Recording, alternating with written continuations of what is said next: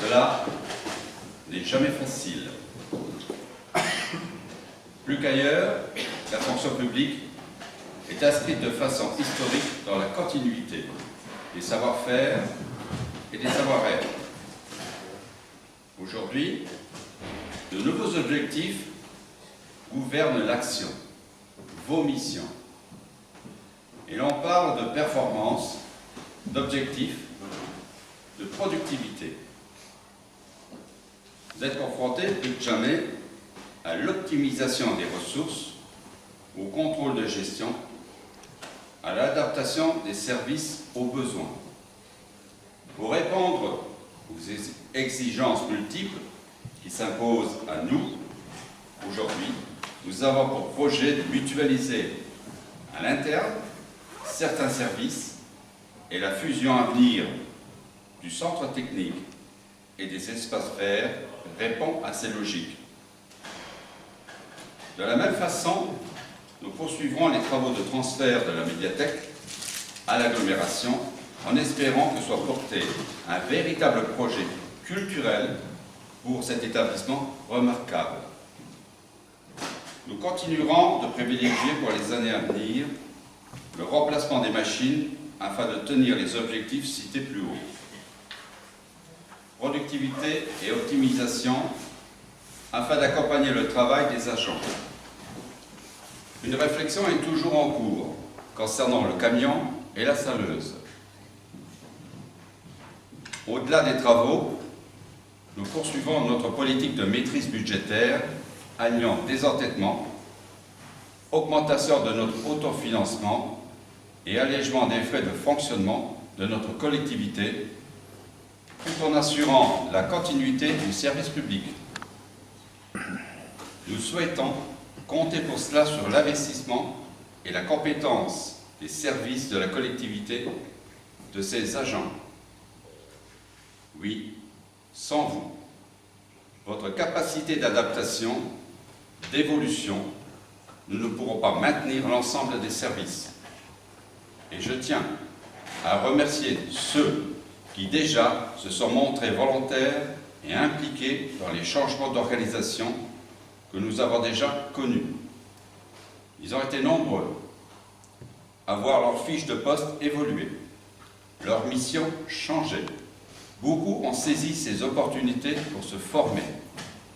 Ainsi, presque tous les agents des services administratifs sont dans ce cadre, et certains des services techniques, espaces verts, culturels ou d'entretien. Comme indiqué précédemment, la fusion des centres techniques et espaces verts est notre prochain challenge. Mais il me semble qu'il est dans l'intérêt de tous de se mettre en mouvement pour aller de l'avant. De l'intérêt des agents, hommes, femmes, désirant s'épanouir au travail par la réalisation d'activités au bénéfice de l'intérêt général. Car la diversité des missions exercées, les compétences nécessaires pour les accomplir peuvent être source de formation continue et donc de développement personnel. De l'intérêt des agents, car les modifications statutaires, en termes de primes, permettront à l'avenir de valoriser ceux qui participeront activement au changement de méthode de travail, ceux qui participeront activement à l'accomplissement des missions de service public. Ce peut être une amélioration de la tenue des équipements par notamment la remontée systématique des dysfonctionnements constatés. Ce peut être la capacité à projeter de façon fine et précise les gains de coûts pour un investissement jugé non prioritaire. Bref, sans a priori et sans hiérarchie, tout ce qui participe à la satisfaction de l'intérêt général. De façon plus générale, je tiens à redire, comme dans l'année passée, beaucoup de nos collectivités sont aujourd'hui exsangues, les marges budgétaires s'affaiblissent, entraînant des baisses fortes des politiques d'investissement. Nous sommes persuadés que pour autant, il faut faire de ces freins des atouts pour une nouvelle dynamique. De ce fait, les investissements productifs sont à nos yeux autant plus essentiels. Ils portent en eux plusieurs champs d'amélioration, de progrès matériels, économiques, environnementaux. Néanmoins, j'ai la certitude que nous pourrons travailler encore plus autour d'un objectif partagé et commun, qui ne peut être plus la multiplication des services, mais leur mutualisation, qui ne peut plus être l'addition des équipements particuliers à chaque commune, mais la création d'équipements communs. Ces des pas importants ont été franchis par le passé: transfert des piscines, transfert de la compétence petite enfance et création de plusieurs équipements communautaires. Aujourd'hui, j'ai plusieurs regrets. Je regrette que l'espace communautaire ne soit plus un territoire de projet. Nous avons des outils formidables qui doivent être inscrits dans des projets de fonds au bénéfice des citoyens choix.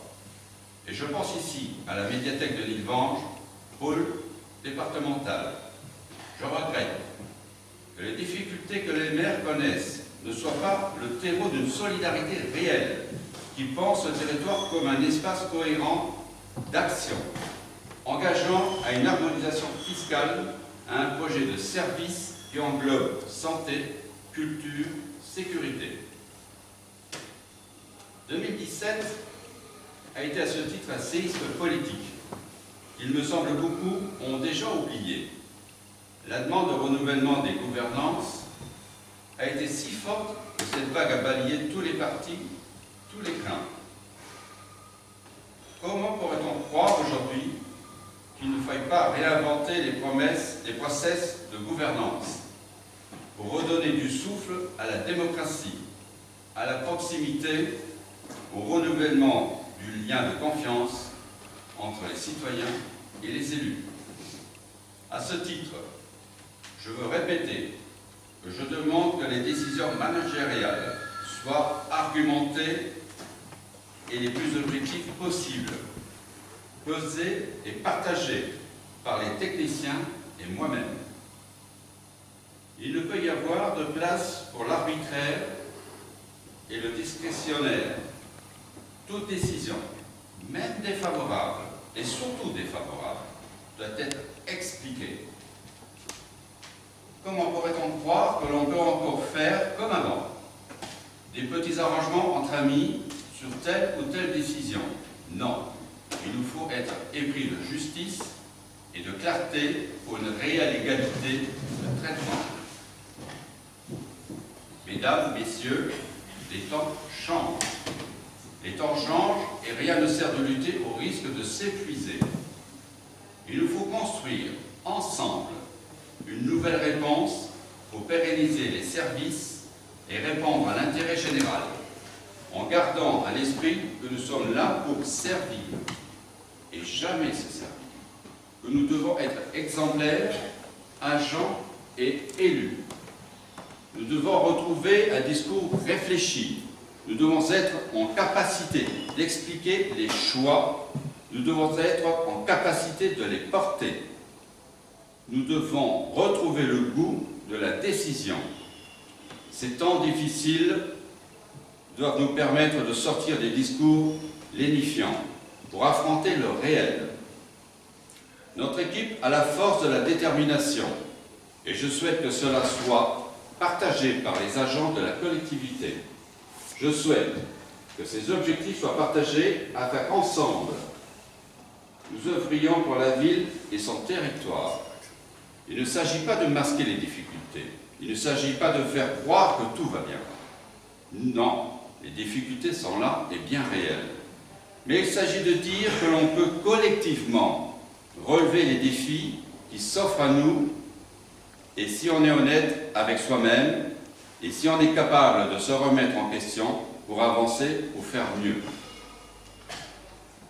Je m'engage à être honnête avec vous, vous dire sans détour ce que je pense de votre implication, ce que je pense de votre qualité de travail.